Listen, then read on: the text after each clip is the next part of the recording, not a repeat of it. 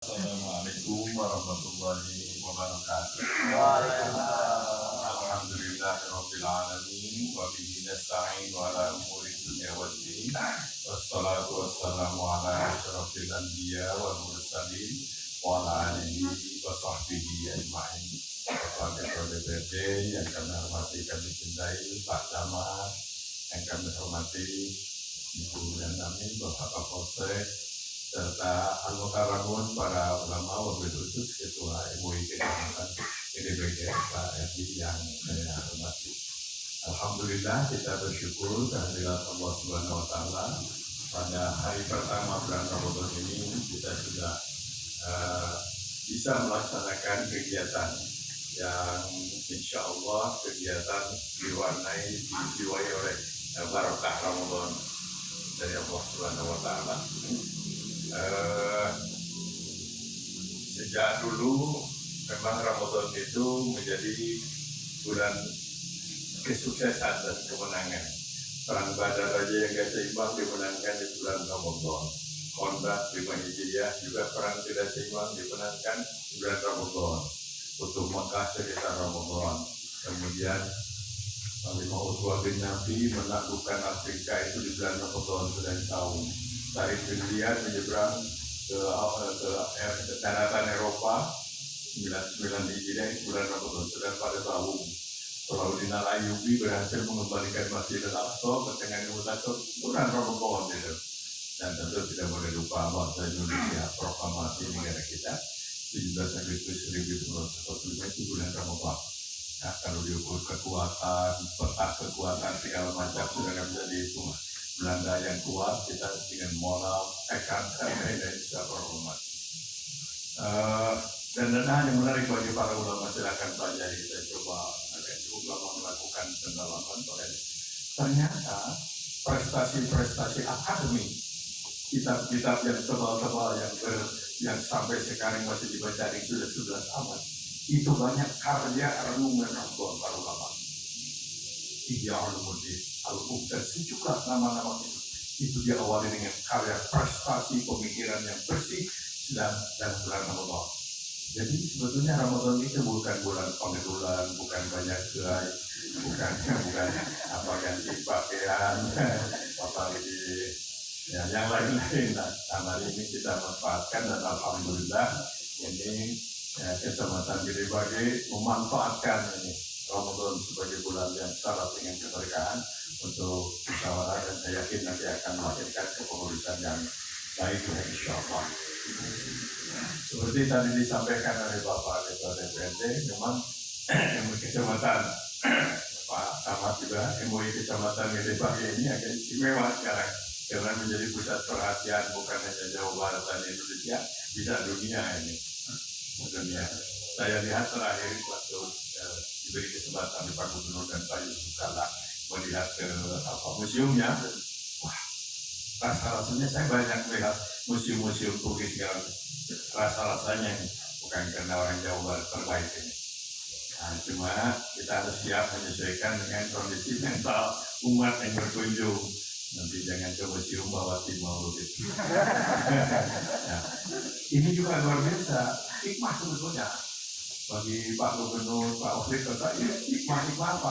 Kita dapat pelajaran realitas umat itu memang. Begini. Saya alhamdulillah baru tahun terakhir agak libur karena sudah tua. Saya kan rutin di Jepang, Hong Kong, kemudian Kanada dan lain-lain.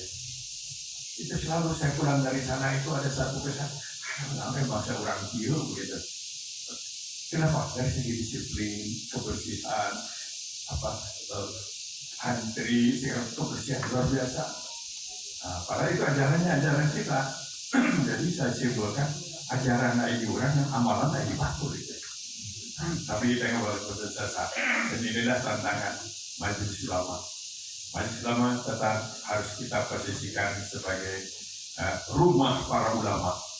Harus bersama-sama kita berdiri Majelis Ulama. Dan yang kedua, Majelis Ulama tidak berjuang sendirian. Berjuang harus bersama-sama umara.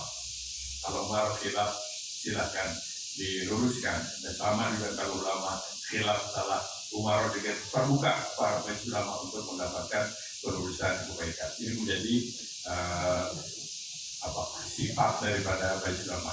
Yang kedua, karena ini adalah rumahnya para ulama, dan ulama yang baik itu adalah ulama yang dekat dengan umat, yang bisa mendampingi umat, membantu umat, bahkan kalau bisa mensejahterakan umat, mendamaikan umat, harus seperti itu.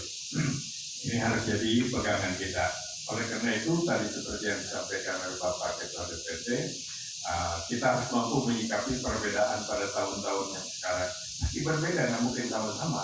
Kalau ingin sama harus dilaku gitu. Ya, kita pasti ada perbedaan. Tidak apa-apa. Kita kembalikan adalah istilah umat rahmah. Semangat kompetitif. Perbedaan harus melahirkan kebaikan, yaitu semangat kompetitif, berlomba dalam program, berlomba berdekatan dengan masyarakat, berlomba untuk prestasi. Jadi kita posisikan perbedaan itu, yang memang ada pertandingan lah, itu norma demokrasi. Ada pertandingan, ada persaingan, akan bisa juga perundingan dan perundingan, kemudian juga bersama-sama bertandingan, begitu bisa begitu sebagai bangsa kita.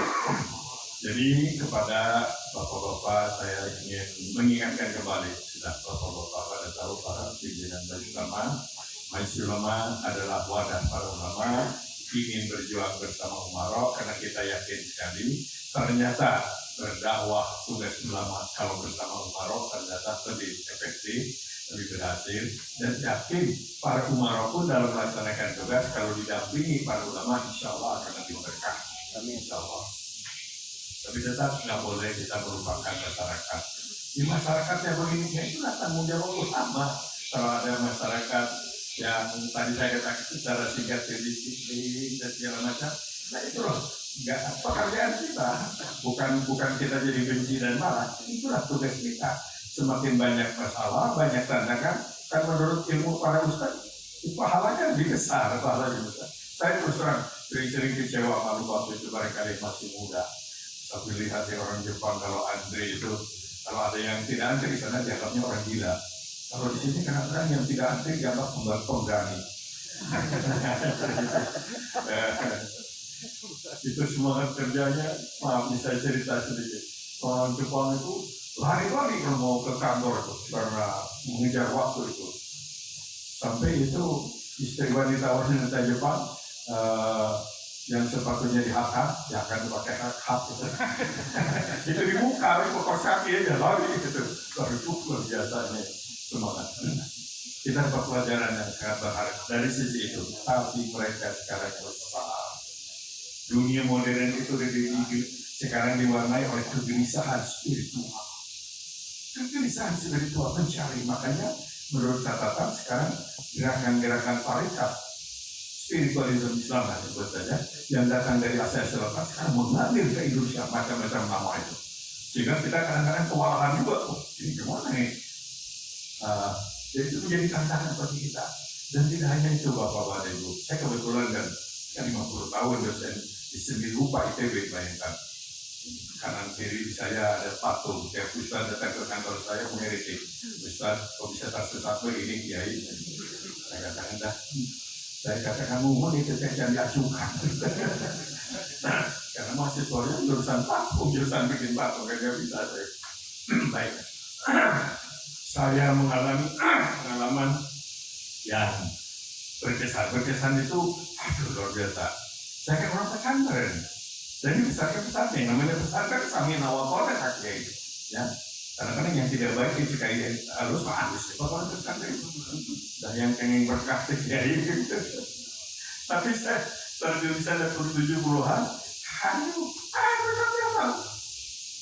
agama itu bukan sayang, bukan knowledge, to believe, ada artinya. Aduh, sabar, mesti sabar di pesantren belum kieu. Kalau di pesantren yang itu jangan berat ya. Saya harus coba hadapi. Tapi terakhir saja, ya Allah, alhamdulillah. Banyak guru-guru besar senior saya setelah subuh itu kembali kepada agama. Bawa tasbih ini, saya sendiri bawain HP. Luar biasa. Saya sudah menemukan 5 pesantren jurusan itu alumni elektroakustik. Ajak bikin pesantren. Ada satu kebangkitan spiritualisme sekarang. Karena jenuh orangnya, capek apalagi dengan adanya perkembangan teknologi modern di bidang komunikasi ini. Banyak yang gelisah karena sering nonton HP. Gering di luar. Pendidikan di pendidikan pasca. Karena banyak yang lihat dan sakit dari istri. Segala macam lah. Ini yang disyaratkan Quran dulu. Ketika Allah berfirman tentang besi. وَأَلَنَّا لَهُ الْحَدِيدَ فِيهِ مَنَافِعُ لِلنَّاسِ وَفِيهِ بَأْسٌ شَدِيدٌ. Besi yang kelihatan keras bisa dilunakkan, diolah dengan teknologi modern. Di dalamnya ada manfaat yang mendasar. Ini sekarang setelah teknologi. Tapi di dalamnya ada ba'sun syadid, bahaya yang maha dahsyat, bahaya yang dahsyat. Terus terang gara-gara sosial media itu cuma kita malu. Di Bandung ini banyak lah, ini seperti di daerah anak-anak SMP kita segera nikah segala macam. Tapi konsep kita kan konsep sahur, jangan dipublikasikan. Malu, tapi harus jadi perhatian kita. Generasi muda, maka nanti dilihat pada waktu tarawih sekarang generasi muda berapa persen. Jangan sampai yang masuk ke masjid usia-usia yang sudah sepuh-sepuh, kemudian nanti 20 tahun akan datang, alhamdulillah, kau menjadi sepi begitu. Jangan sampai, ini kewajiban kita. Saya kira semua kita sudah merasakan ini manfaat, maslahat, tapi juga mudarat dari sosial media ini sekarang ini. Anak TK sekarang sudah pakai ini. Anak TK, saya punya cicit Pak Ketua, sudah gini, apa gue bersaing dengan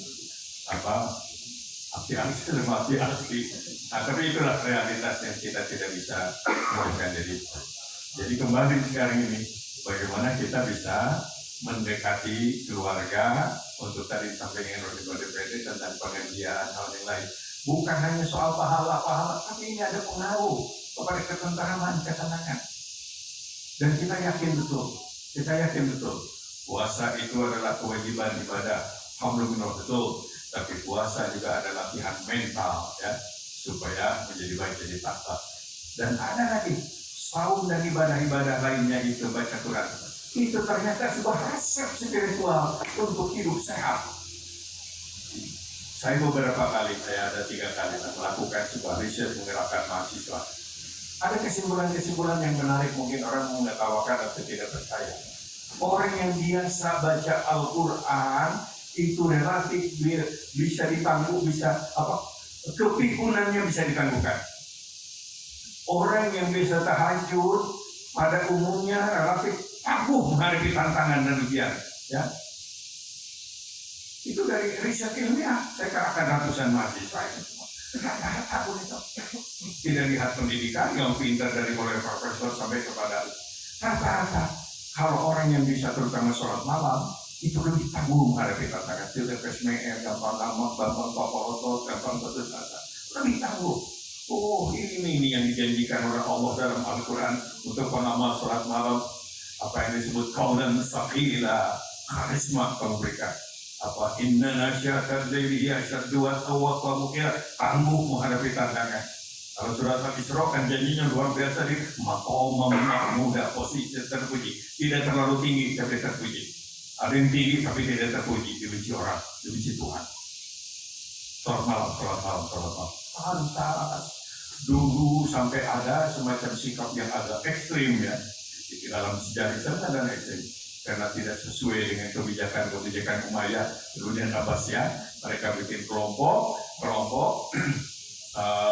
untuk larut dalam kegiatan spiritualisme. Itu yang gerakan tarikat. Gerakan tarikat. Nah, tentu bukan mengajak MUI menjadi gerakan tarikat maksudnya. Jadi dalam ibadah itu, selain kita melaksanakan kewajiban, ada dampak misalkan hamil pasrah kalau salat.